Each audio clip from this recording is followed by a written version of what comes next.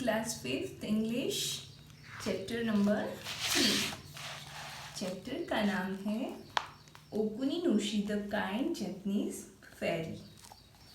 Take off में है name the country और द पीपल, मतलब इंडिया के लोगों को, इंडिया के पीपल को क्या कहते हैं? इंडियन। तो कोरियन जो होते हैं वो किसके होते हैं? कोरिया के। चाइना के पीपल को क्या कहते हैं? चाइनीज़। और जापान के पीपल को जापानीज़। तो उस तरह से आपको आंसर लिखने हैं। Second question, have you visited? So take off जो है वो आपका होमवर्क है। Have you visited any country in South Asia? Name some of the countries in South Asia. South Asia के जो कंट्रीज़ है उसके नाम लिखने हैं, और अगर कोई कंट्री आपने विजिट की है तो उसका भी नाम लिखना है। Write at least one sentence to describe Japan और द जापानीज। जापान या जापानीज के बारे में कोई भी एक सेंटेंस लिखना है। उसके बाद फोर्थ क्वेश्चन है, name the famous Japanese dress. Japanese famous dress, अगर कार्टून देखते होंगे तो उसमें आता है किमोनो, होता है ना, जो फेमस जापानीज ड्रेस है। अब हम चैप्टर स्टार्ट करते हैं। तो long time ago when all the animals could talk, बहुत लंबे समय पहले की बात है जब सारे एनिमल्स बोल सकते थे, टॉक कर सकते थे। They lived in the state of Inaba in Japan. तब जापान की इनाबा स्टेट में अ लिटिल वाइट हेयर क्या रहता था? There lived a little white hare, छोटा सा वाइट हेयर रहता था। हेयर यानी खरगोश। His home was one on the island of Oki. His home was on the island of Oki. Oki के आइलैंड में उसका घर था। And just across the sea was the mainland of Inaba. तो उसके ऑपोजिट डायरेक्शन में, across the sea के उस किनारे पे मेनलैंड, जो मेन एरिया इनाबा आइलैंड का है, इनाबा जो क्या है, स्टेट है जापान का, तो उसका मेनलैंड, उसका मेन एरिया जो है वो उसके ऑपोजिट डायरेक्शन में सी के उस पार था। Now the hare wanted to cross over to Inaba. तो अब हेयर को क्या चाहिए था? उसको इनाबा पहुंचना था, ये सी को क्रॉस करके। वो ओकी पे था, वहाँ से उसको इनाबा जाना था।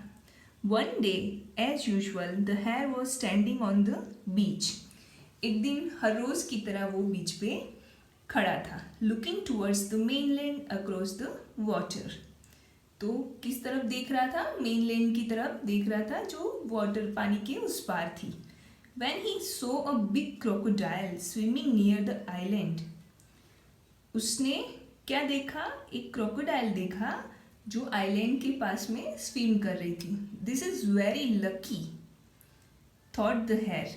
हेयर क्या सोचता है? ये तो बहुत ही लकी हो गया, मतलब कुछ अच्छा फॉर्चून या अच्छा होने वाला है, ऐसा उसको थॉट आता है। Now I shall be able to get my wish. अब मैं अपनी इच्छा पूरी कर पाऊंगा।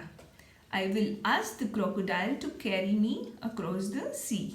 मैं उस क्रोकोडाइल को मुझे सी के उस पार ले जाने के लिए पूछूंगा। So he thought, and instead of asking for a favour, उसने ऐसा सोचा, फिर instead of asking a favour he would try to get what he wanted by a trick.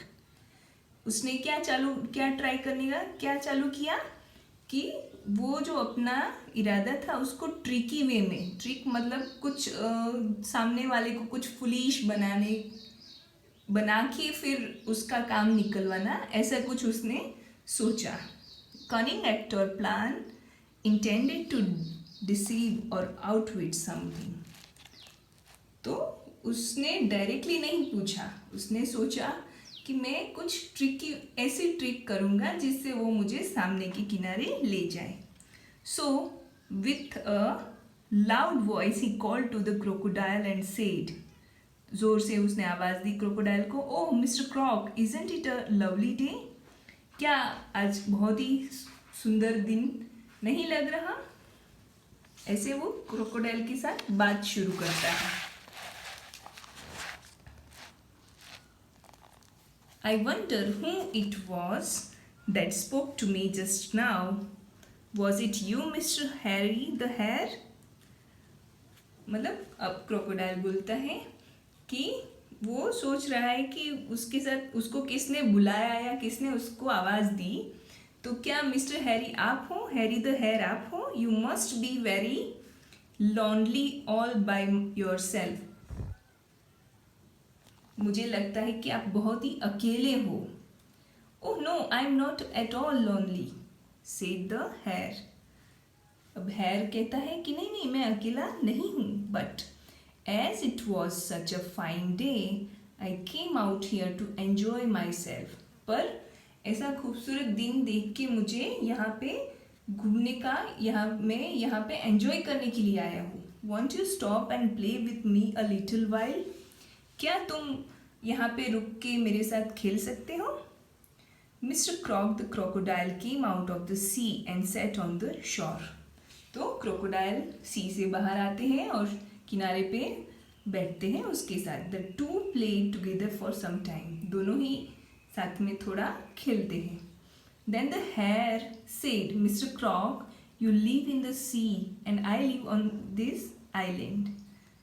अब हेयर बात शुरू करता है, कहता है कि मिस्टर क्रॉक, आप सी में रहते हो और मैं आइलैंड पे रहता हूँ, and we do not often meet. हम कभी नहीं मिलते। So I know very little about you. तो मैं आपके बारे में बहुत कम जानता हूँ। Tell me, do you think the number of your group is greater than mine? क्या आपका ग्रुप मेरे ग्रुप से भी बड़ा है? बताइए ना। Of course there are more crocodiles than hares, answered the crocodile. तो उस क्वेश्चन के आंसर में क्रोकोडाइल कहता है कि हाँ, मेरा ग्रुप हेयर के ग्रुप से, खरगोश के ग्रुप से बहुत ही बड़ा है। The hare who meant to play a trick on the crocodile said। अब वो हेयर जो क्रोकोडाइल के साथ ट्रिक प्ले करना चाहता है, वो कहता है, do you think it is possible for you to call up enough crocodiles to form a line from this island across the sea to Inaba? Do you think it is possible for you? क्या आपके लिए ये possible है to call up enough crocodiles? इतने crocodile आप बुला सको कि जिससे एक लाइन फॉर्म हो, एक लाइन बना सके हम आइलैंड से लेके इनाबा तक की। The crocodile thought for a moment and then answered. Crocodile थोड़ी देर सोचता है और फिर बोलता है, of course it's possible. Then do try, said the artful hare, and I will count the number from here. तो फिर ऐसा कीजिए, ये कह के वो आर्टफुल यानी क्लेवर, थोड़ा शाना है हेयर, तो वो अपना आइडिया, अपनी ट्रिक इस्तेमाल कर रहा है। एंड आई विल काउंट, मैं यहाँ से काउंट करते करते इनाबा तक जाऊँगा, ऐसे बोलता है वो। आगे हम लोग नेक्स्ट वीडियो में डिस्कस करेंगे। यहाँ तक अच्छे से रीड कर लेना चैप्टर भी, और जो अंडरलाइन किए हैं वो हार्ड वर्ड्स भी लिखने हैं।